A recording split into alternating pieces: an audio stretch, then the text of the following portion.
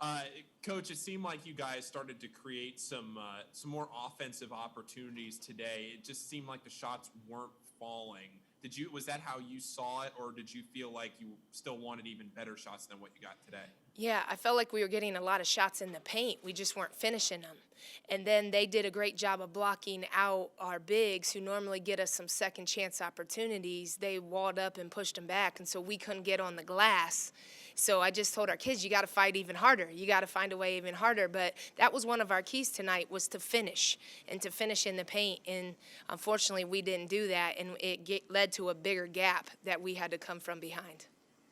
One of the things you all have done really, really well this year is create turnovers and score off of those turnovers. And today, in the game, you all finished with Marquette had 25 turnovers in the game today. That's got to be a number you're happy with, right? Yes, we saw that and we said, okay, so our defense is there in spurts, but we got to lead. We always talk about stops to scores. So we got those stops tonight, but then we got to convert those into points. Yep.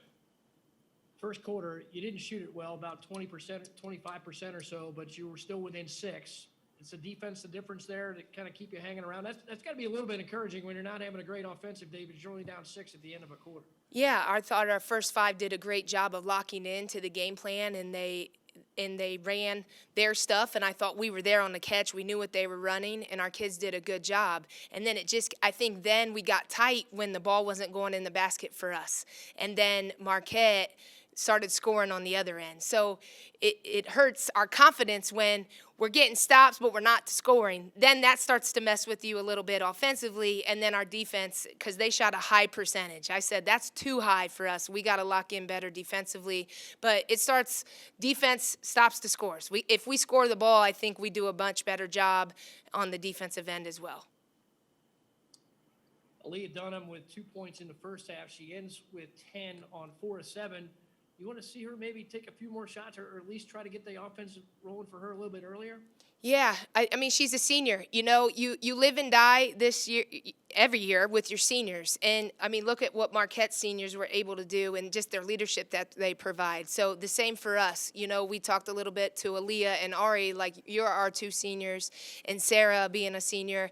Like, you got to bring leadership to us. And when we're struggling and we go through adversity, that's when we need them the loudest, through experience and just their leadership on the court.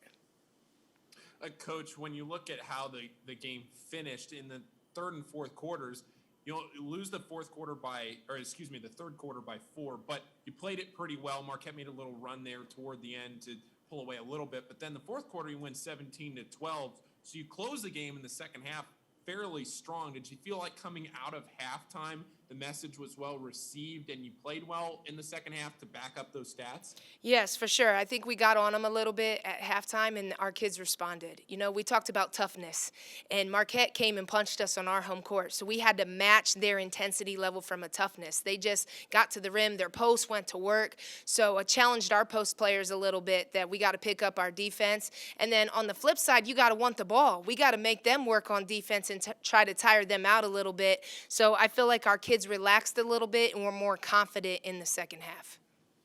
Someone that I mentioned on the air here today was Lauren Wasselson, and the production that she's had previously compared to this year. Haven't seen too much of Lauren this year. Are you looking for more, or what are you working with Lauren to look for her production this year? Yeah, so I'm challenging all of our guards from a rebounding standpoint. And sometimes it's just a matchup thing. So Lauren started for us all the other games, but if you saw tonight, Marquette has 2 bigs, and we couldn't play 4 guards. It would have been a mismatch all the time inside. And so I just told her sometimes you got to be ready. It's a mismatch thing. It's a matchup. You just don't know. You got to be ready when your number's called. And so I challenge all of the guards that we need you to defend and rebound. Defend and rebound and move the ball offensively. So I just went with who I felt was confident and ready to go, but I know Lauren did a great job to end the game with coming in and giving great minutes. You sent 12 into the game. You had 9 of them get into the scoring column. That's got to be a pretty promising number for you. Yeah, and I told him, enjoy your break, well-deserved Christmas break, but I said, when we get back, the grind is real, and we got to get better, and it starts every day in competing, and we talk a lot about winning and that winning mentality, and what does that look like on a daily basis, and Marquette has it. They're 2 years, 3 years removed from a championship. Those kids already teach the young kids what it means to put that Marquette jersey on and what to win. So we talk about that every day here. And like Xavier had success way back 10 years ago, but it still can be done. So it's changing the mindset every day. You got to come in with a winning attitude and a work ethic, and you got to refuse to lose mentality all the time. So still trying to teach our kids what that looks like and feels like on a daily basis. How fun was it coaching against Coach Duffy? Duffy's a great friend of mine, and we were exchanging texts and stuff. So she's good people. She's one of my closest friends. All right, talk a little bit about Nia's game. Just doing it again, 17 points, 8 of 15, and really she was the focal point of the offense or your offensive production. But you knew she had to be drawing defense for her to be able to produce that kind of game under that kind of pressure. What's that saying about her? Yeah, Nia's a high-level guard, and you guys see it every day. She can get a bucket at any time. She can pass, and I challenged her a little bit in a couple games ago to play some defense because she's better than that. And she started the season with 10 steals and really defending, and then she picked up some fouls and was letting that affect her. But I thought tonight she had an all-around game. She did everything we asked. She defended, she scored, she passed. Can't say enough about her, and she's a competitor, and she wants to win. So I told her now she needs to rub off on her teammates and get them on the same wavelength as her.